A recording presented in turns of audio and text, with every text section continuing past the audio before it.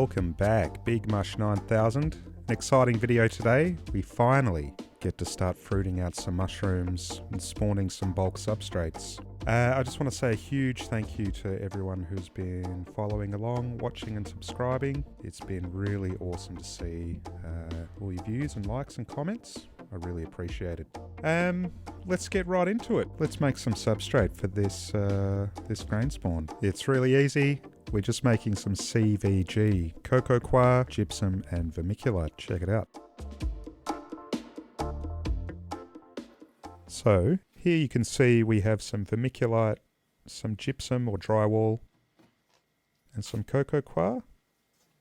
And we just want to chuck that into a bowl on a scale so we can take note of the weight. Because to this we're going to add 3.5 times the amount of water, which in this case is 595 grams. Easy as that. Take your CVG and your water, and I'm putting it into a big container that will then go in my pressure cooker. A lot of people pasteurize the CVG mixture, but I'm going to sterilize it in this instance. I recently lost about 4 tubs to some pretty wicked contamination, and I'm going to avoid that this time if I can. So in the pressure cooker it goes, and we're going to do about 2 hours at 15 psi or 105 kilopascals. Lid on. Cool. Alright, 12 hours later, after it's cooled, it's time to prepare our tub. I'm just giving it a quick spritz with alcohol, just to catch anything, and to make sure it's nice and clean for the spawn and the CVG that's about to go in there. Give it a quick wipe down. You don't want any alcohol in your tub after this. Alright. Out with the CVG. There it is. Give it a good mix. You don't want any lumps, bumps or clumps. We want a nice, even, consistent mixture. Look at that, the perfect amount of water. We're right at field capacity. Into the tub I put just a quick base layer. And then we take the spawn, open the jar. You'll be greeted with a lovely farinaceous mushroomy smell. And then I dig it out with a spoon. Quite brutally, I might add. Get it all out. There we go.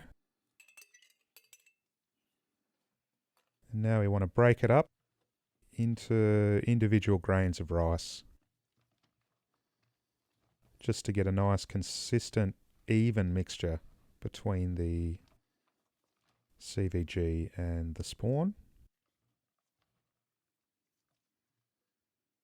Looking pretty good. And now I add a bit more CVG. We want a 1-to-1 ratio by volume of spawn and CVG. That seems to work best. And again, we give it a good old mix. It's all in the mix. Nice and flat, even consistency.